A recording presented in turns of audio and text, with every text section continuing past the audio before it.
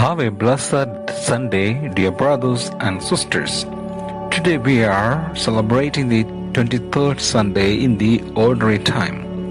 The Gospel passage for our meditation is taken from the Gospel of St. Mark, chapter 7, verses 31 to 37. Again, Jesus left the district of Tyre and went by way of Sidon to the Sea of Galilee into the district of the Decapolis.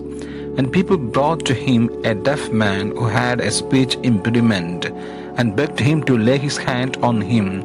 He took him off by himself away from the crowd.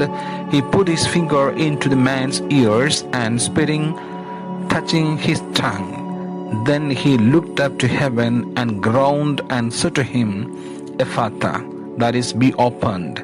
And immediately the man's ears were opened, his speech impediment was removed, and he spoke plainly.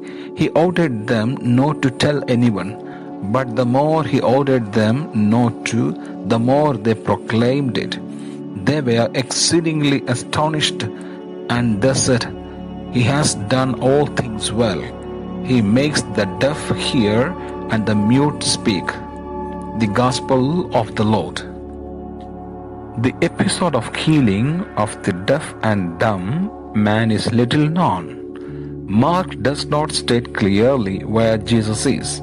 It is understood that he is somewhere outside Palestine in the land of the pagans across a region called Decapolis.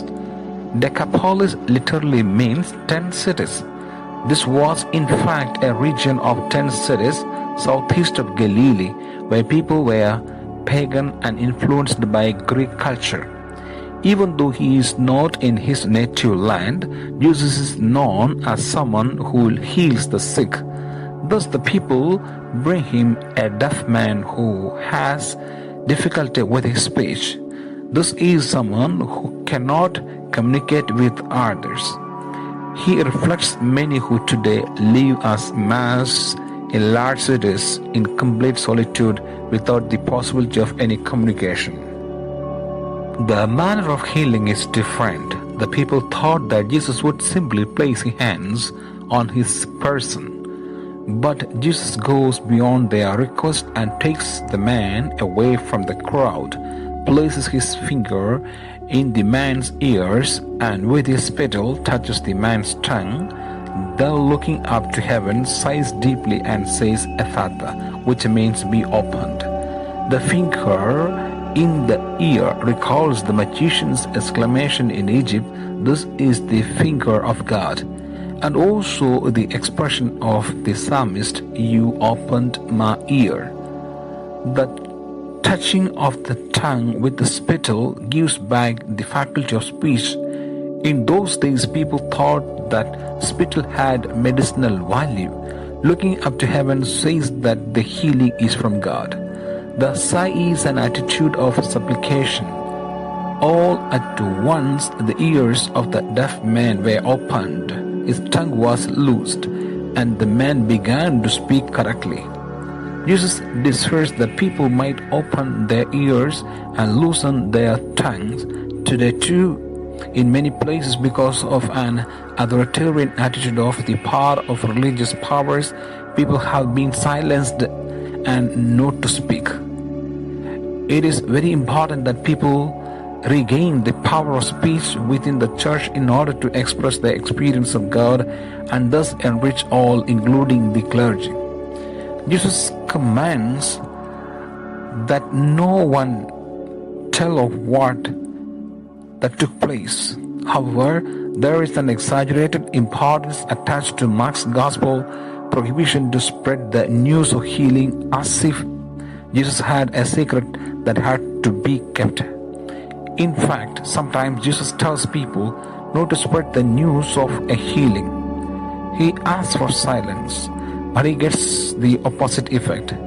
The more he forbids, the more the good news is spread. On the other hand, many times, in most cases, Jesus did not ask for silence concerning a miracle. Once he even asked for publicity. All were in admiration and said, He has done all things well. This statement recalls the creation, God saw all he had made, and indeed it was very good. We read in the book of Genesis chapter 1, verse 31. Despite the provision, those who had witnessed the healing began to proclaim that which they had seen, expressing the good news in the brief form. He has done all things well. It is useless to prohibit them talking.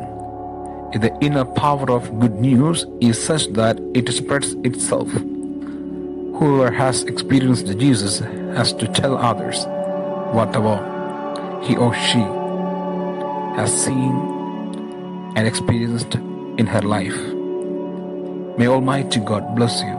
In the name of the Father, and of the Son, and of the Holy Spirit. Amen.